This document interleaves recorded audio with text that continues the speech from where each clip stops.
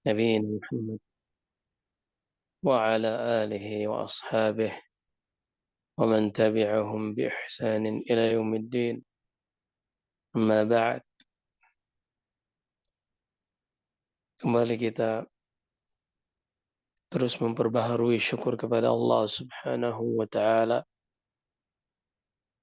Hal ini dikarenakan nikmat dari Allah setiap hari selalu kita rasakan silih berganti, datang. Terlebih lagi pada hari ini, walillahil hamd, kita memulai kembali pelajaran setelah sebelumnya vakum. Maka ini adalah nikmat yang terbarukan, yang membutuhkan dari kita syukur yang terbarukan pula. Alhamdulillah azza wa jal, kita senantiasa bersyukur atas segala nikmat yang Ia anugerahkan kepada kita semua, yang kita sadar maupun kita tidak sadari. Karena betapa banyak nikmat yang Allah Subhanahu wa Ta'ala berikan kepada kita, namun kita tidak menyadarinya. Lalu bagaimana mungkin kita bisa mensyukurinya? Dan tentunya tidak luput bagi kita nikmat-nikmat Allah yang sering sekali kita tidak sadari. Nikmat kesehatan, nikmat Allah Subhanahu wa Ta'ala menjaga kita dalam lingkungan pertemanan atau persahabatan, baik itu yang online maupun yang offline, yang selalu mengingatkan kita kepada Allah Subhanahu wa Ta'ala di saat manusia pada hari-hari ini mereka tenggelam dan tertipu dengan gemerlapnya dunia yang sementara. Namun Allah Subhanahu wa Ta'ala menyelamatkan kita semata-mata taufik dan rahmat darinya. Maka kita bersyukur kepada Allah Subhanahu wa Ta'ala. Dan pada hari ini insyaallah Ta'ala kita akan lanjutkan pembahasan hadits-hadits tentang wanita dari Sahih Bukhari dan Sahih Muslim. Dan pada hari ini insyaallah kita akan membaca satu hadis yang sangat penting khususnya di zaman sekarang, yang mana gaya hidup atau lifestyle yang selalu condong kepada orang-orang kafir membuat kebanyakan kaum muslimin silau dengan hal tersebut. Tidak hanya menipu para lelaki, namun juga menipu para wanita. Sehingga kita saksikan pada pakaian mereka, pada cara bicara mereka, dan juga banyak hal yang mana semuanya itu menunjukkan hilangnya identitas diri dalam seorang, hilangnya identitas keislaman dalam diri seorang muslim. Nasallahu salamul afiyah. Pada hari ini insyaallah kita akan bahas sebuah hadis yang diriwayatkan oleh Imam Al-Bukhari rahimahullah dari sahabat Abdullah bin Abbas radhiyallahu anhuma, di mana Nabi sallallahu alaihi wasallam bersabda, la'ana Rasulullah sallallahu alaihi wasallam al-mutashabbihina min ar-rijal bin nisa wal mutashabbihati min an-nisa'i bir rijal. Kata Abdullah bin Abbas radhiyallahu anhuma, Nabi sallallahu alaihi wasallam pernah mengatakan Allah akan melaknat para lelaki yang menyerupai wanita. Sebaliknya, Allah juga melaknat para wanita yang menyerupai lelaki. Apa bentuk penyerupaan ini? Kita akan bahas dan kita akan merasa sungguh sangat sedikit yang bisa selamat dari hal ini. Terlebih bagi mereka yang lebih condong kepada kebudayaan di luar kaum muslimin, kebudayaan di luar Islam. Baik, sebagaimana biasanya sebelum kita mengambil pelajaran-pelajaran dalam hadis ini, terlebih dahulu kita akan berkenalan dengan rawi hadis, yaitu Abdullah bin Abbas radhiyallahu anhuma. Dia adalah Abdullah ibn Abbas ibn Abdul Muttalib ibn Hashim ibn Abdi Manaf ibn Qusay ibn Kilab ila akhirih sampai kepada Adnan. Yang mana ayahnya Al-Abbas ibn Abdul Muttalib adalah saudara dari ayah Nabi kita Muhammad sallallahu alaihi wasallam, Abdullah. Karena Nabi kita adalah Muhammad ibni Abdullah ibni Abdul Muttalib. Ketemu nasabnya pada Abdul Muttalib. Ibnu Abbas masuk Islam sebelum hijrah ke Mekah. Sebagaimana yang ia sendiri sebutkan pada firman Allah Subhanahu wa taala, illa al-mustad'afina minal rijali wan nisa'i wal wildan. Ketika itu kaum muslimin di awal-awal dakwah setelah melewati 13 tahun di Mekah, Nabi Shallallahu Alaihi Wasallam dan kaum muslimin diperintah untuk hijrah ke Madinah. Namun sebagian tidak sanggup atau sebagian lebih sayang atau condong kepada hal-hal yang lain sehingga membuat mereka tidak langsung hijrah.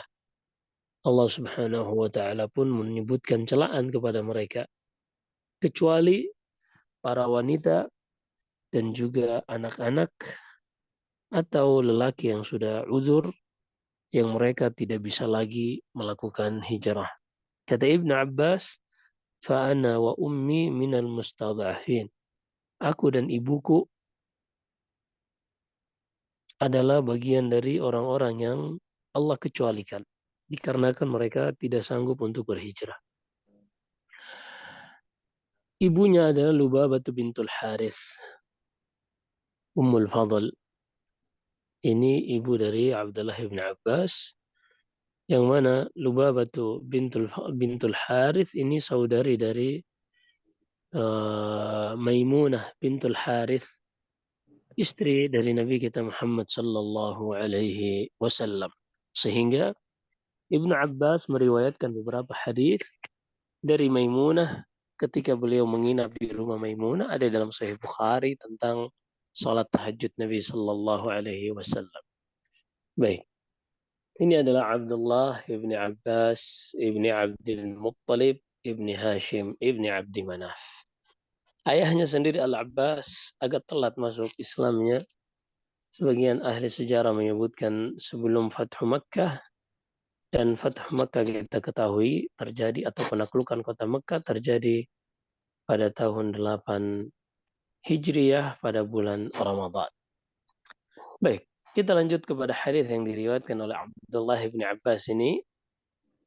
Pada kutipan hadis, la'ana Rasulullah sallallahu alaihi wasallam al-mutashabbihina minar rijali bin nisa. Nabi sallallahu alaihi wasallam melaknat para lelaki yang menyerupai wanita. Nabi sallallahu alaihi wasallam melaknat para lelaki yang menyerupai wanita. Apa makna dilaknat? Makna laknat yang disebutkan oleh para ulama yaitu terjauhkan dari rahmat Allah di dunia dan diancam akan azab di hari kiamat kelak. Makna laknat adalah di dunia dijauhkan dari rahmat Allah dan di akhirat kelak ia terancam mendapatkan azab. Dan jika kita mendapati lafaz la'ana Rasulullah atau la'ana Allah, maka objek yang dilaknat tersebut atau perbuatan tersebut atau sifat tersebut adalah termasuk dosa besar. Sebutkan Adz-Dzahabi rahimahullah dalam kitabnya Al-Kabair bahwasanya di antara indikasi yang menunjukkan suatu larangan adalah dosa besar jika disebutkan padanya ancaman laknat. Maka jika ada ancaman laknat di situ, maka yang diperingatkan itu adalah sebuah dosa besar. Nah, kemudian pelajaran kedua yang bisa kita petik dari hadis ini yaitu larangan bagi laki-laki untuk menyerupai wanita. Ini sangat jelas larangan bagi laki-laki untuk menyerupai wanita.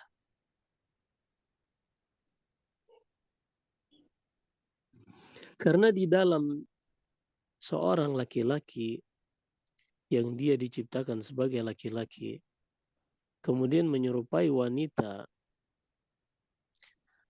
maka dia telah melakukan perbuatan menandingi Allah Subhanahu wa taala dengan cara mengubah penciptaan Allah Subhanahu wa taala. Mengubah apa yang telah Allah ciptakan. Allah telah menciptakan orang tersebut sebagai laki-laki yang memiliki sifat rujulah, yang memiliki sifat keberanian dengan hormon-hormon yang sudah Allah Subhanahu wa taala jadikan di dalamnya sehingga ia menjadi seorang laki-laki. Namun ia memilih untuk condong menyerupai wanita, maka di dalam perbuatannya tersebut terdapat tindakan mengubah apa yang telah Allah Subhanahu wa taala jadikan pada laki-laki tersebut. Sehingga di sini kita lihat dari sisi inilah menjadikan menyerupai wanita ini bagi para laki-laki sebagai dosa besar.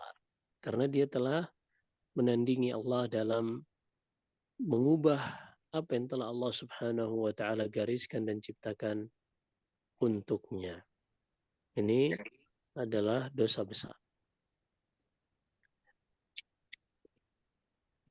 Sebagaimana juga Allah sebutkan tentang mengubah penciptaan Allah ini adalah bagian dari misi iblis. Allah ceritakan tentang iblis ini di dalam surat An-Nisa.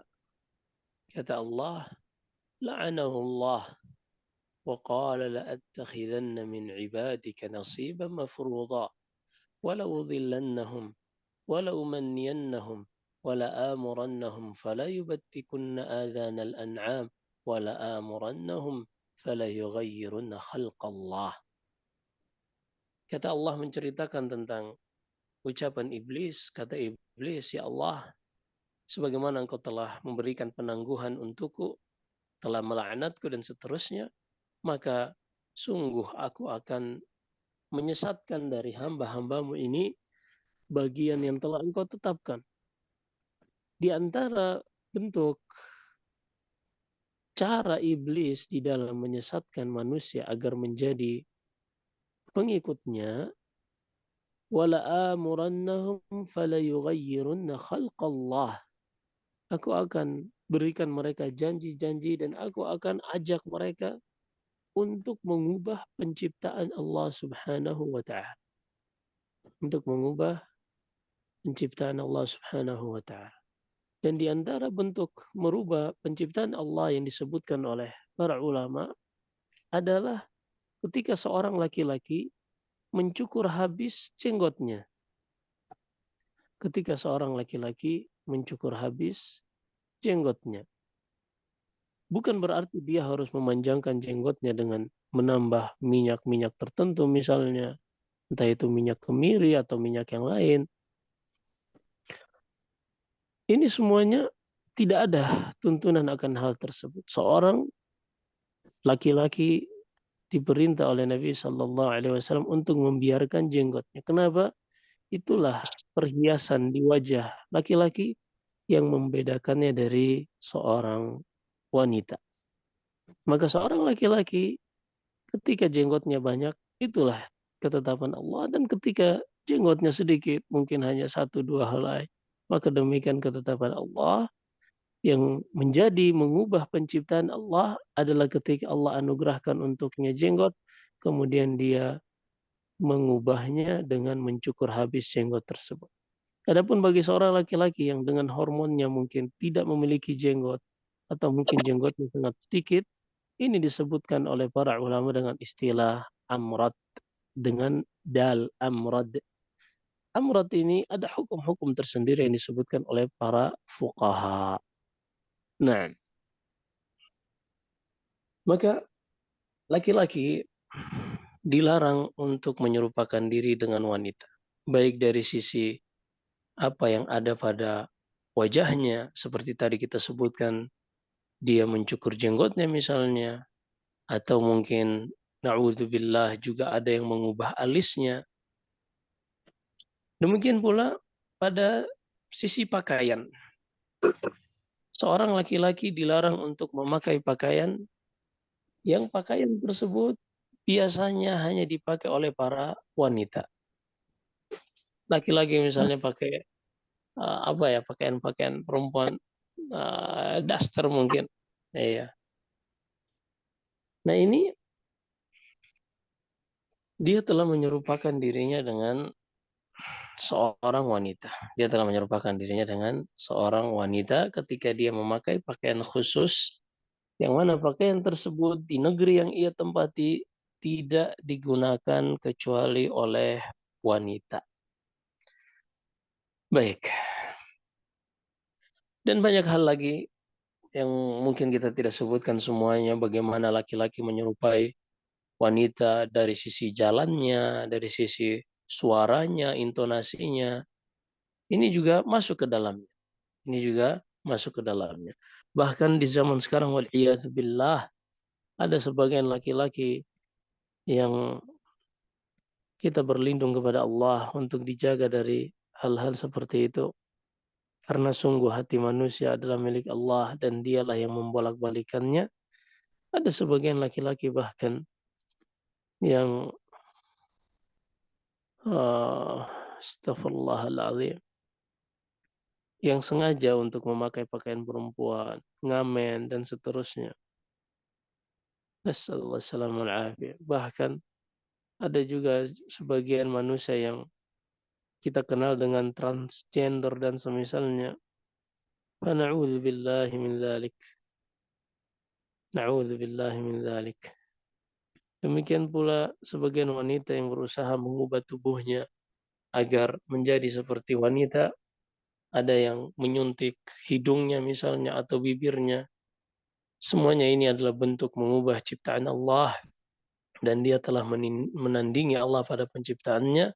Mereka inilah yang mendapatkan laknat dari Allah Subhanahu wa taala, dan ini adalah dosa besar. Na'udzubillahi min dzalik. Baik, kita lanjut. Kemudian pelajaran yang berikutnya adalah kewajiban seorang laki-laki untuk mengenali karakter atau tabiat laki-laki agar bisa membedakannya dari karakter atau tabiat perempuan. Kewajiban bagi seorang laki-laki untuk mengenali karakter laki-laki. Maka dahulu para ulama mengajarkan anak-anak mereka untuk hidup mereka hidup berkelana, kemudian naik kuda, memanah, berlari,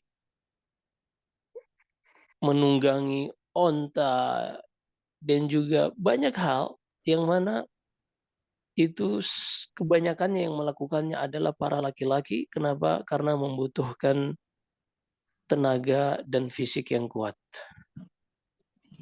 Mereka melakukan hal ini agar anak-anak mereka mengenal karakteristik seorang laki-laki. Bahwasanya laki-laki itu memang dia telah diciptakan oleh Allah, dan tuntutan masyarakat selalu untuk menjadi tulang punggung. Maka dia harus kuat menghadapi masa depannya yang bukanlah perkara yang mudah, membutuhkan fisik, membutuhkan leadership, kepemimpinan, dan seterusnya. Sehingga demikian para ulama dahulu mengajarkan anak-anak mereka untuk bisa memiliki kekuatan, memiliki khibrah, memiliki pengalaman. Anak-anak harus melakukan al-mughamarah. Dia harus mengeksplor banyak hal, khususnya yang berkaitan dengan sesuatu yang bisa diraba, artinya yang offline. Adapun perkara-perkara yang online, seorang bisa mendapatkannya kursus 1 bulan selesai. Tapi untuk berkaitan dengan perkara fisik, fisik ini atau bisep otot manusia ini butuh waktu untuk beradaptasi. Maka ketika anak laki-laki tidak dilatih dengan hal-hal seperti ini, zaman akan terus berubah. Persaingan apalagi di zaman sekarang, persaingan sangat-sangat ketat dan peluang selalu tersisa tinggal sedikit. Sebagian orang mereka benar-benar mengamankan anak-anak mereka dari sisi harus diajari semuanya yang berkaitan dengan soft skill, dan mereka lupa dengan hard skill yang mereka anak-anak ini akan melewati zaman yang sangat berbeda. Persaingan manusia dengan dunia, misalnya kita lihat tentang konten kreator. Tentunya kita tidak sedang bahas bagaimana tentang kehalalan atau keharaman penghasilan dari hal tersebut. Ini kita belum bahas. Yang kita ingin bahas adalah bagaimana hendaknya seorang laki-laki, seorang anak laki-laki dididik dan dibiasakan untuk mengenal karakter seorang laki-laki. Laki-laki adalah seorang yang kuat, yang tangguh, yang siap menghadapi semua permasalahan yang ada di depannya. Dibiasakan untuk menghadapi medan yang terjal, dibiasakan untuk menghadapi perbukitan, dan seterusnya. Laki-laki dibiasakan untuk hal-hal seperti itu. Kenapa? Karena demikianlah Allah Subhanahu wa taala menciptakan mereka untuk menjadi tulang punggung. Ar-rijalu qawwamuna 'alan nisa. Mereka sudah didesain untuk menjadi pemimpin yang harus memiliki leadership, yang harus memiliki kekuatan, yang harus memiliki kecerdasan.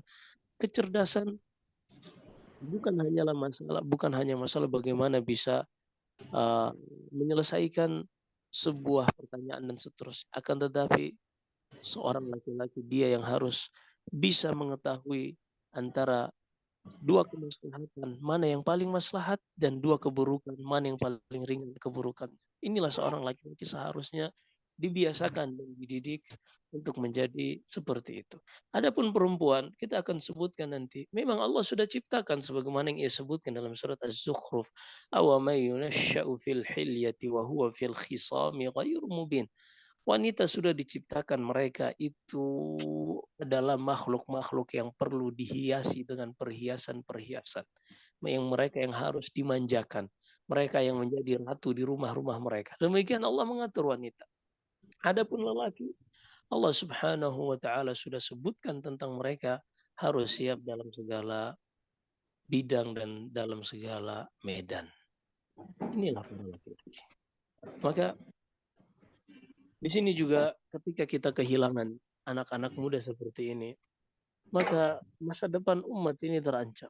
Subhanallahil azim, ada sebagian anak-anak muda sekarang mereka tidak bisa memegang golok, memegang cangkul, subhanallah. Walaupun ini bukan sesuatu yang lazim, tapi seperti apa nanti mereka akan membela keluarganya, membela anak istrinya. Dan kalau seandainya perubahan zaman ini terus begitu cepat, ketika kita melihat orang-orang semuanya perhatian mereka mengarah kepada komputer dan internet, maka otomatis persaingan dalam bidang tersebut akan semakin banyak dan peluang akan semakin sempit. Sehingga zaman sekarang justru kita krisis dengan petani, krisis dengan orang-orang yang seperti itu. Walaupun dengan perkembangan zaman ini, orang bisa menyinkronkan antara dua hal, menjadi petani tapi dengan semuanya by komputerisasi. Menjadi petani untuk nyiram pupuk misalnya dengan drone. Menjadi petani kemudian membuat sistem pengairannya dengan sensor misalnya. Ini sangat mungkin. Yang jelas seorang laki-laki dia harus hidup pada wakil. Dia harus hidup pada realita. Adapun anak-anak yang subhanallahil azim, kita lihat sebagian anak-anak kaum muslimin juga terkena musibah ini, yaitu mereka menghabiskan waktu mereka dengan main game berjam-jam.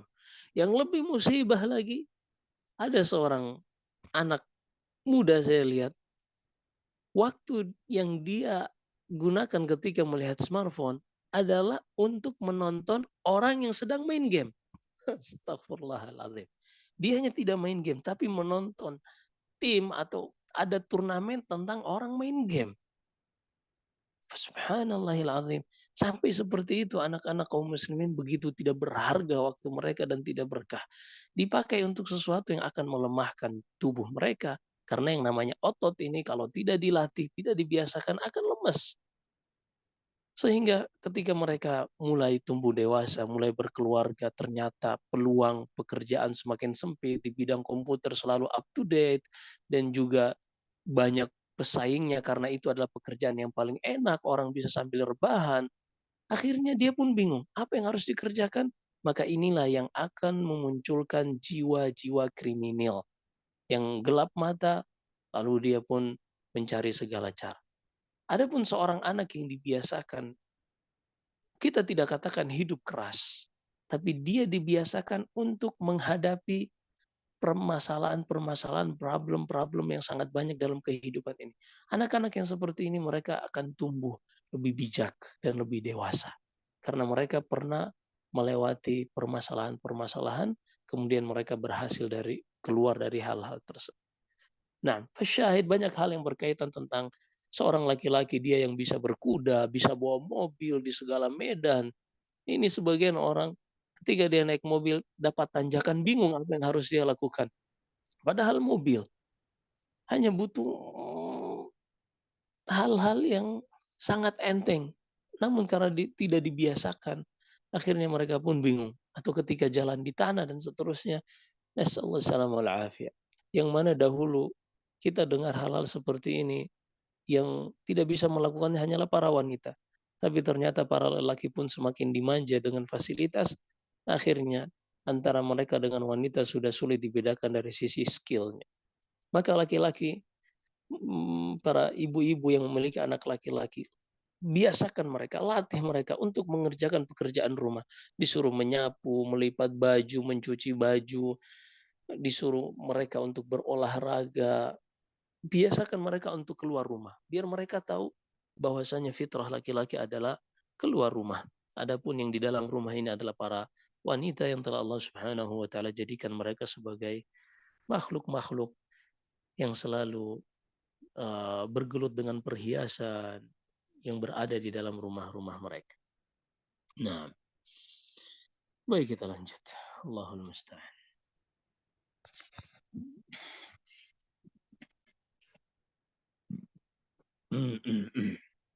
Kemudian pada kutipan hadis, wal mutasyabbihati minan nisa'i birrijal. Sebagaimana pula Nabi sallallahu alaihi wasallam melaknat para wanita yang menyerupai laki-laki. Iya.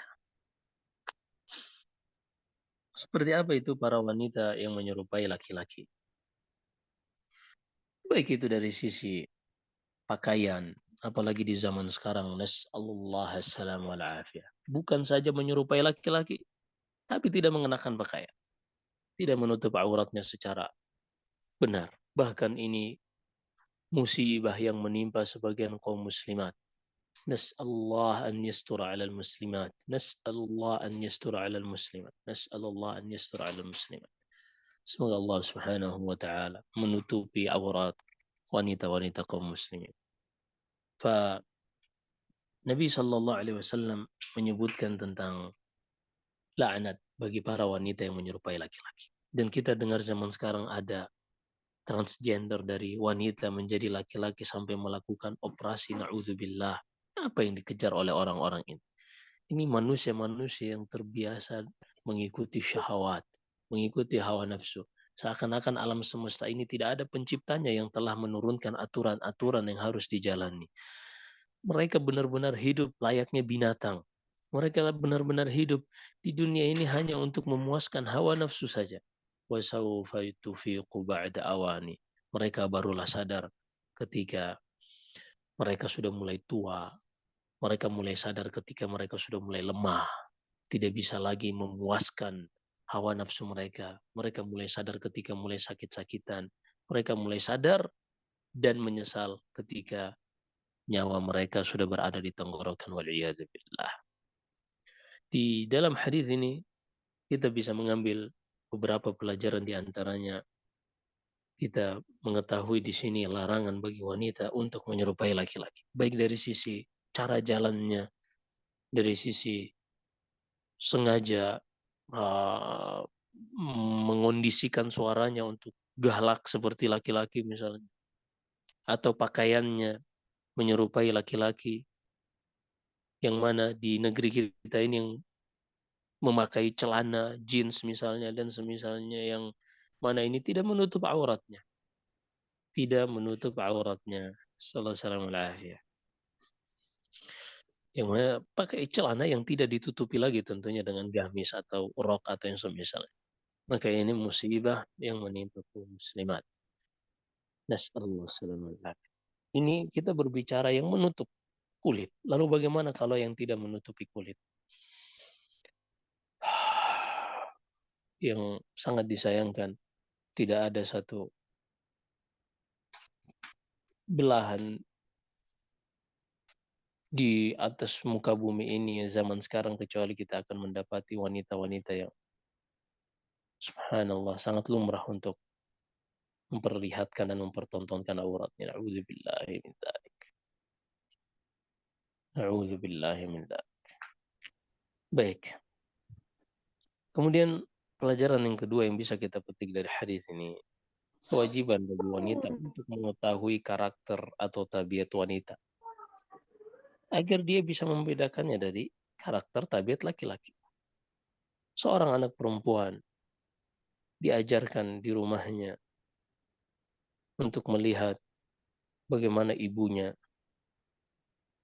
dari sisi menjaga rumahnya, merawat rumahnya, kemudian melakukan pekerjaan-pekerjaan di rumahnya, membiasakannya untuk menjadikan rumah ini sesuatu yang paling membuat ia betah.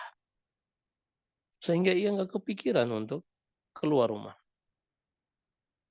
Dan sebagian orang membiasakan anaknya untuk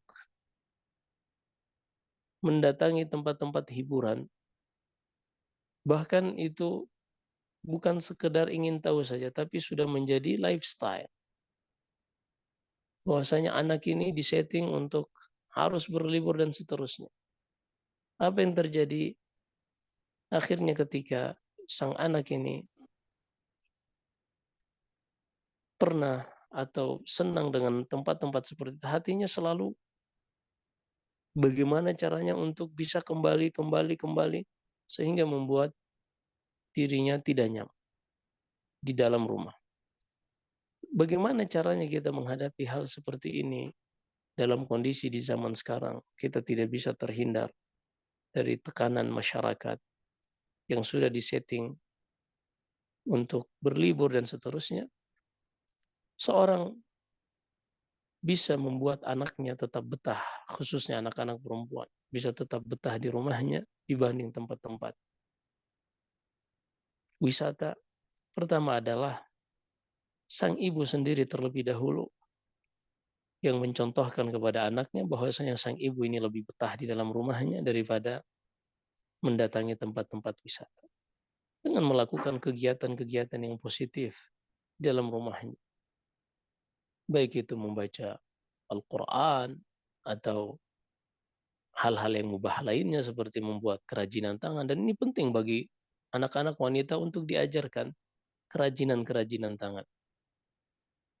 Disebutkan sebagian dari istri-istri Nabi, mereka terbiasa untuk membuat kerajinan-kerajinan tangan dari benang ini atau dari wol.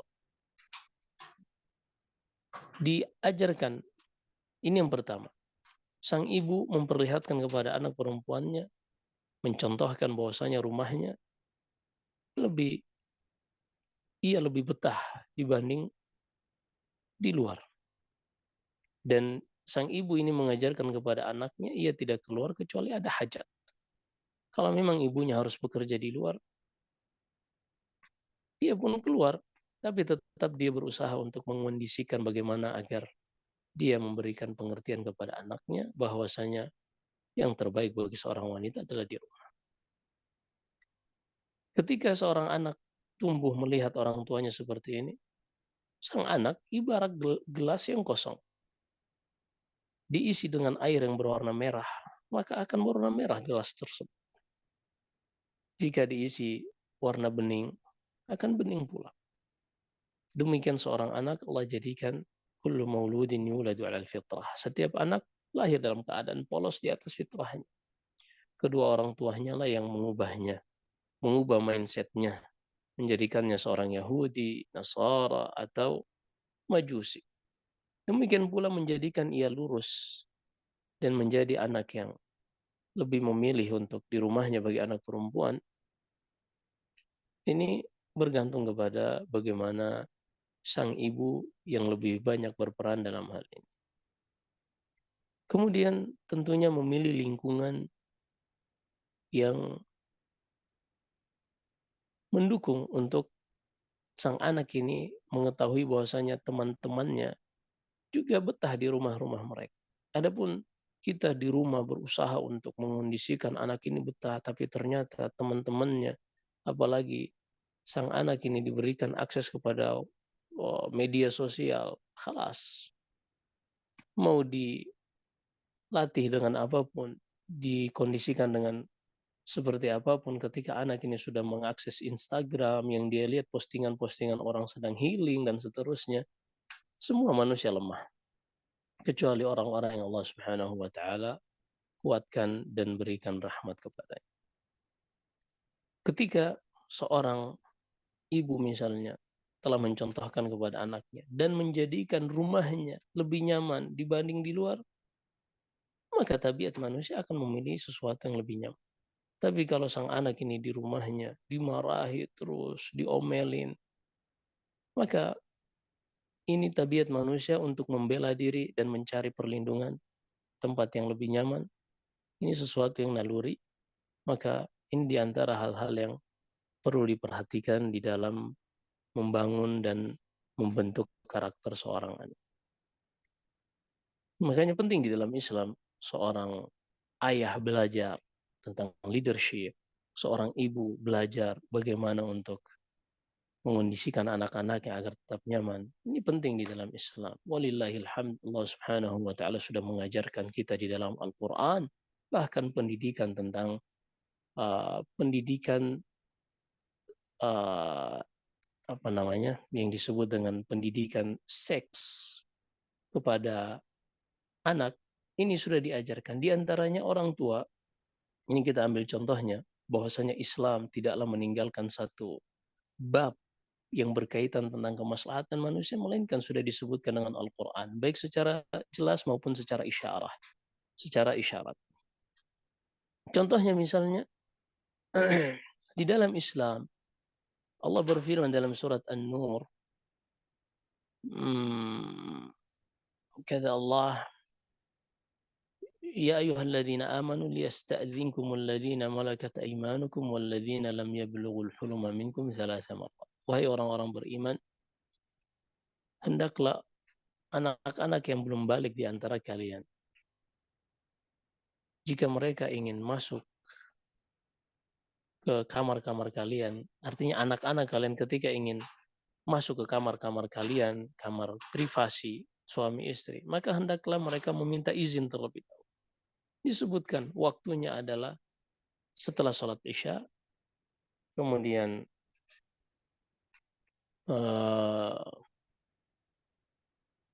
ketika setelah sholat duhur dan sebelum sholat subuh.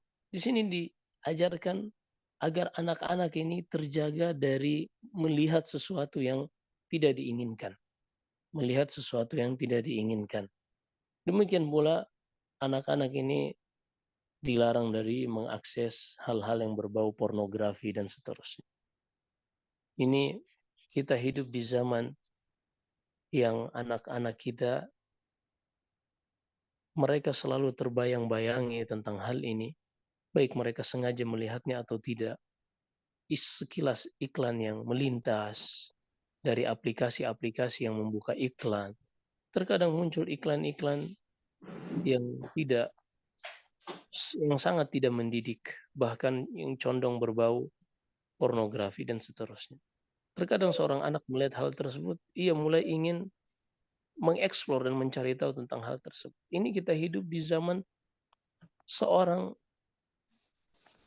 bermaksiat itu tidak harus dibangun di atas niat terlebih dahulu, tapi terkadang ia niatnya baik, membuka sesuatu, kemudian ia terpalingkan dari hal-hal ia, ia terpalingkan dari hal-hal yang tidak diinginkan. Nasallallahu.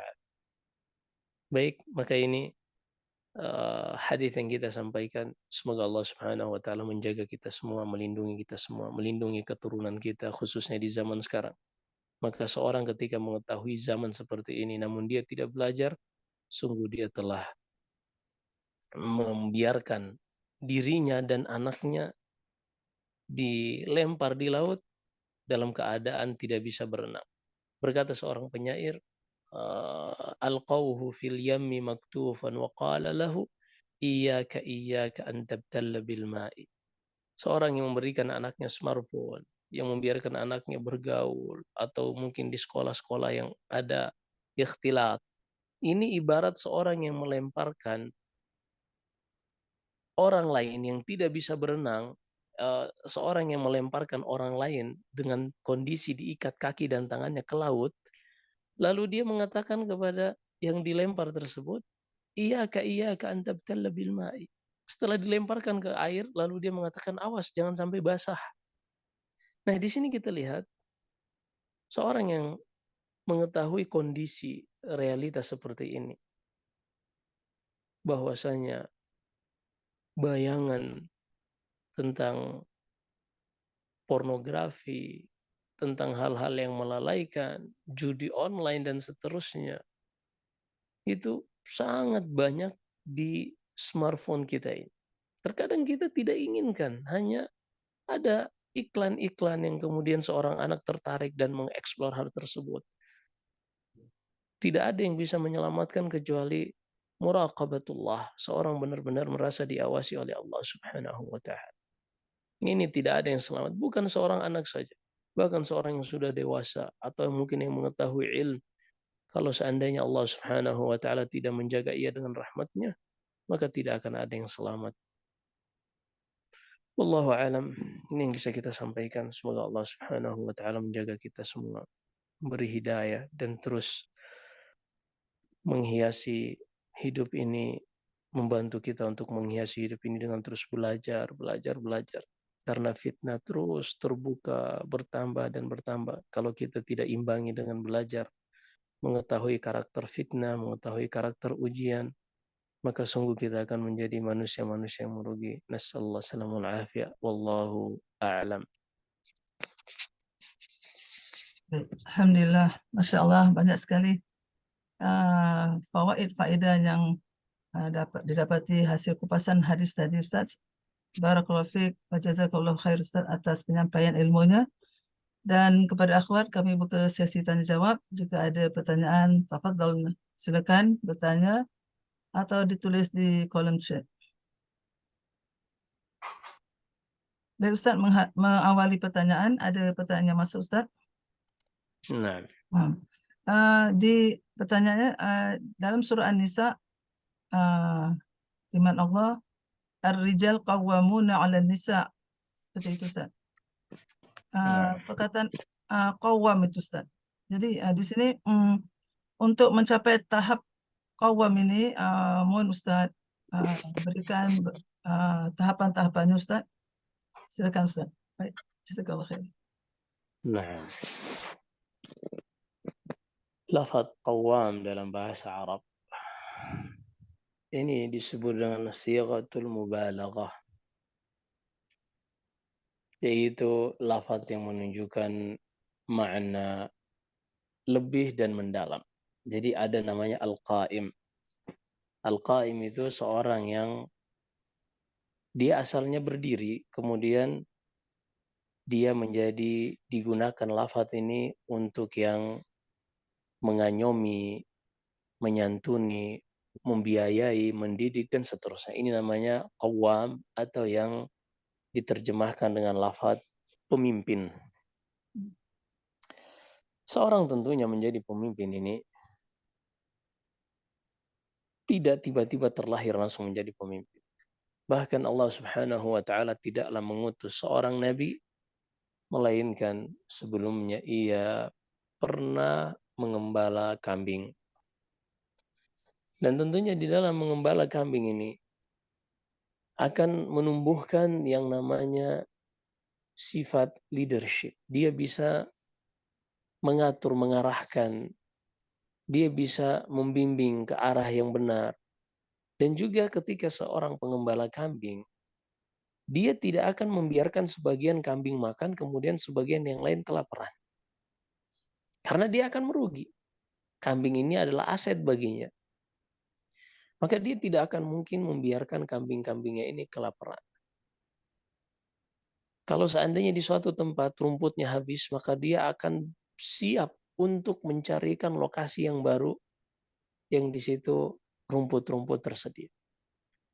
Demikian leadership itu tercipta bukan tiba-tiba. Akan tetapi membutuhkan latihan, membutuhkan pembiasaan, dan tentunya hal-hal seperti ini tidak mungkin didapatkan di depan gadget. Tidak mungkin didapatkan di depan gadget. Dia harus banyak berinteraksi dengan orang lain untuk mengenal karakter manusia. Dari itu dia belajar dari pengalaman orang lain.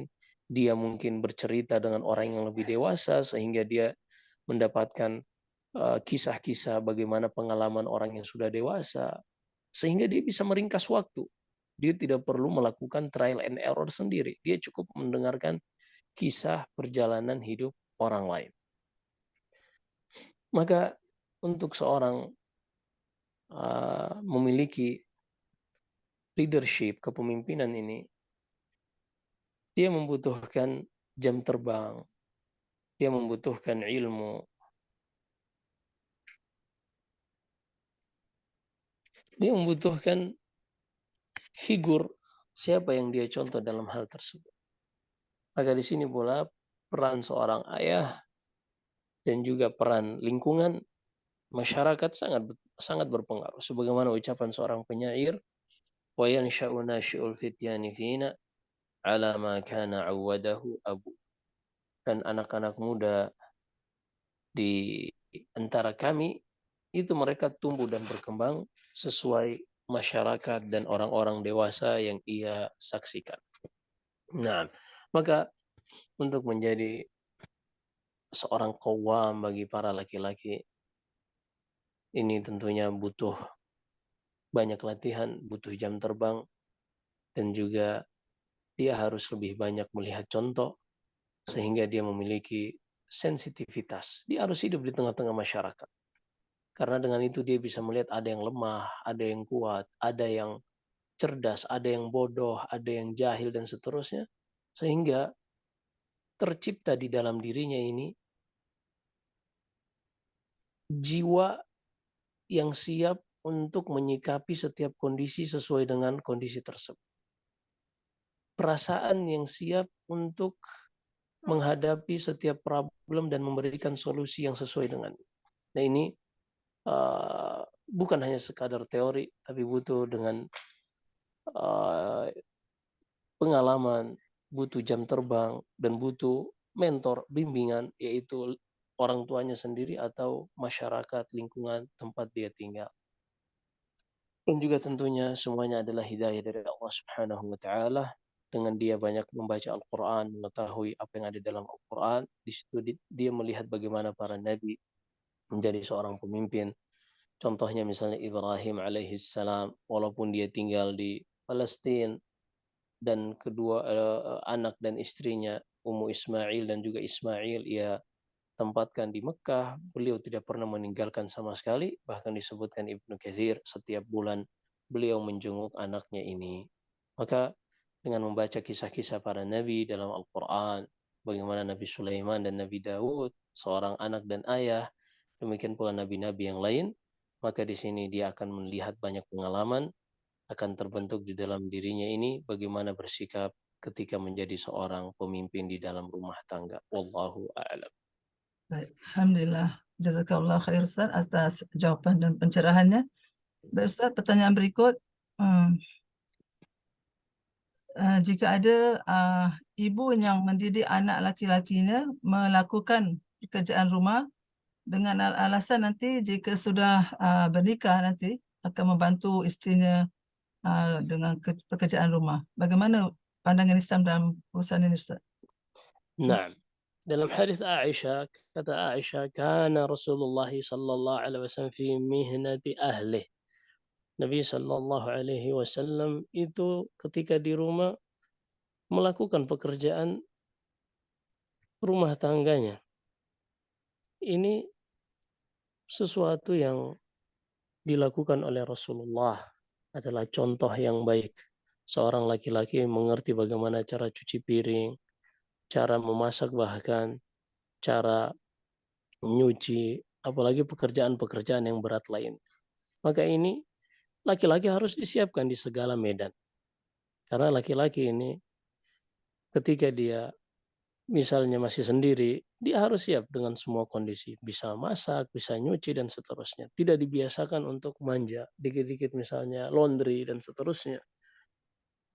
Walaupun mungkin dengan kemajuan teknologi yang dulu mungkin cuci secara manual, tapi dia diajarkan bagaimana nyuci yang bersih dengan mesin misalnya.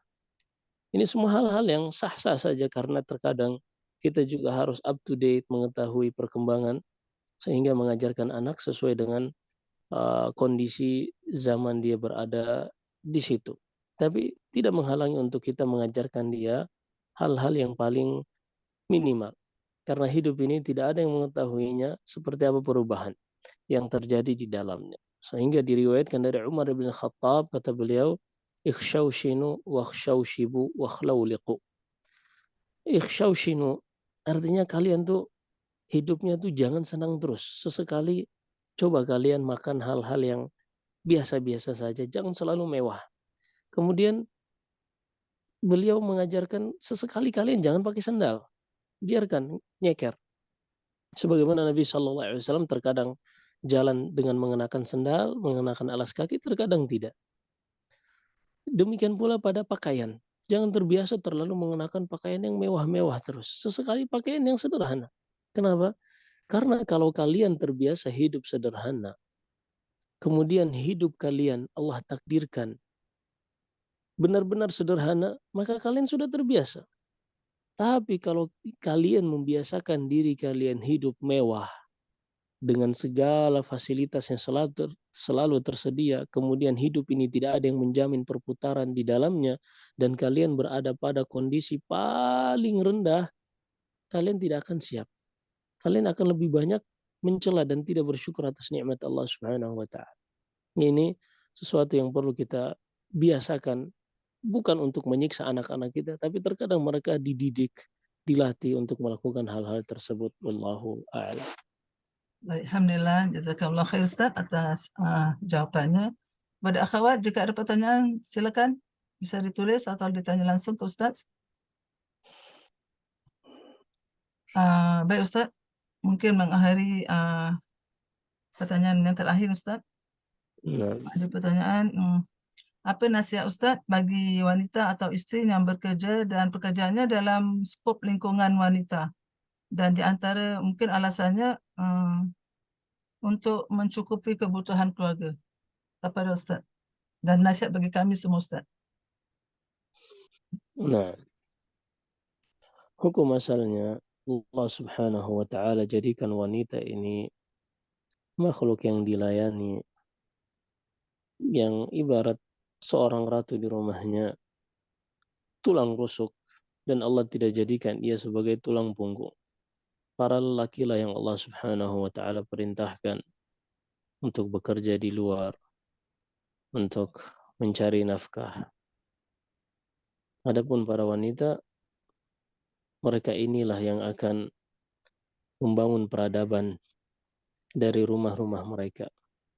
Anak laki-laki akan tumbuh besar terdidik oleh tangan-tangan para ibu di rumah-rumah mereka. Sehingga sang anak pun ketika mereka besar, keterikatan mereka dengan ibu-ibu mereka sangat besar. Sehingga perhatian seorang laki-laki dengan wanita memiliki perasaan dengan ikatan yang sangat luar biasa. Dengan seperti ini, maka seorang laki-laki tidak akan mudah untuk mencela wanita lain, mencela orang lain, wanita maksudnya, atau mungkin melakukan perbuatan yang na'udzubillah, melecehkan wanita, atau mungkin berzina dan seterusnya. Kenapa? Karena dia anggap wanita itu tidak lain melainkan ibunya atau saudari perempuannya atau kerabat-kerabatnya yang lain. Sehingga ketika anak laki-laki tumbuh dengan seperti ini, maka masyarakat yang terbentuk dan generasi setelahnya, generasi yang penuh dengan akhlak dan adab. Sehingga jangan harap akan ada KDRT dalam rumah tangga dari anak-anak yang tumbuh seperti ini. Hubungan mereka dengan perempuan sangat baik. Sehingga mereka tidak akan mungkin menyakiti hati para wanita. Dan ini realita yang banyak kami saksikan sendiri, walillahilhamd. Walaupun ketika seorang anak terjauhkan dari ibunya, broken home dan seterusnya, kita semua mengetahui seperti apa realita yang terjadi dengan kehidupan rumah tangga orang-orang tersebut. KDRT dan seterusnya, entah karena dikarenakan trauma sebelumnya atau yang lain, wallahu a'lam. Maka ini idealnya seorang ibu. Namun terkadang kondisi mengharuskan seorang wanita ini keluar, dan Allah berfirman, waqarna fi buyutikunna wala tabarrajna tabarrujal jahiliyatil ula. Di dalam surat Al-Ahzab kata Allah, wahai para wanita, tempat kalian adalah di rumah-rumah kalian. Kalaupun kalian ingin keluar karena hajat atau selainnya, maka janganlah kalian bertabarruj. Maka para ulama menyebutkan seorang wanita tidak mengapa untuk keluar dalam rangka menunaikan hajatnya, namun tetap dalam lingkup syar'i. Jika di tempat kerjanya semuanya wanita, tidak mengapa. Adapun jika tempat kerjanya itu ikhtilat, maka silakan berpikir 1000 kali.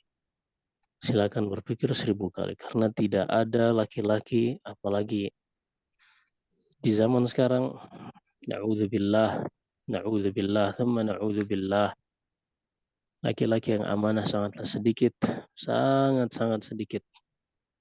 Maka jika mereka para wanita diuji harus kerja di luar seperti ini, tempat yang ada ikhtilat, segeralah minta kepada Allah agar Allah menyelamatkan dari tempat tersebut, memilihkan tempat kerja yang lebih kondusif, yang di situ semuanya para wanita.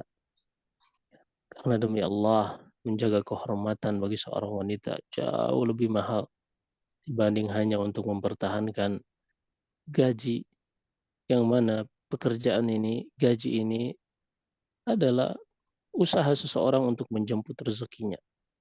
Dan Allah Subhanahu wa taala tidak pernah membatasi jalan seorang menjemput rezekinya. Kalau ia tidak bisa dapatkan dari tempat tersebut, ketahuilah terlalu banyak cara Allah untuk memberikan rezeki kepada hambanya, termasuk wanita.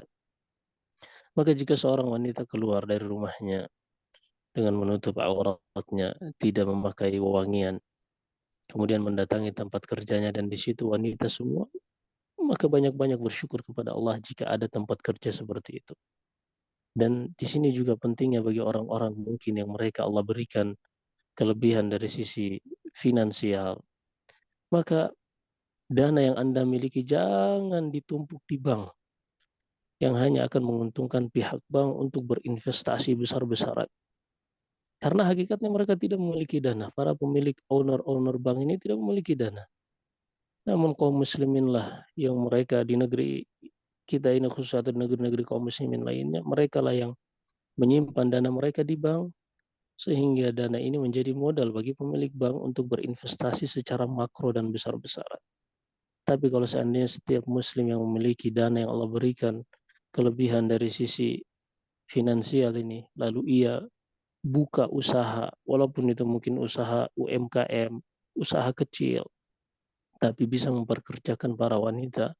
Dengan itu para wanita ini bisa membiayai keluarga mereka, maka wallahi ini lebih baik dibanding seorang hanya menumpuk-numpuk saldo yang kalau dia meninggal, dia tidak akan pakai, hisapnya akan dibebankan kepadanya, sementara yang akan menggunakan saldo-saldo tersebut adalah ahli warisnya. Nasallahu salamal afiyah. Maka jika seorang wanita harus bekerja di luar, selama itu memenuhi ketentuan-ketentuan syariat, maka tidak mengapa insya Allah, namun ia tidak jadikan itu sebagai inti dari kehidupannya, karena semuanya itu hanyalah salah satu cara dari cara untuk menjemput rezeki, dan terlalu banyak cara Allah Subhanahu wa taala untuk kita bisa mendapatkan rezeki yang telah ditetapkan untuk kita semua. Demikian, semoga Allah Subhanahu wa taala menjaga kita semua istiqamah di atas Al-Qur'an wa sunnah. Jika ada benarnya semata-mata dari Allah Subhanahu wa taala, jika ada kesalahan dan kekurangan dari saya, astaghfirullah li wa lakum. Wallahu a'lam. Sallallahu wasallam wa baraka ala nabiyyina Muhammad. Assalamualaikum warahmatullahi wabarakatuh. Waalaikumsalam warahmatullahi wabarakatuh.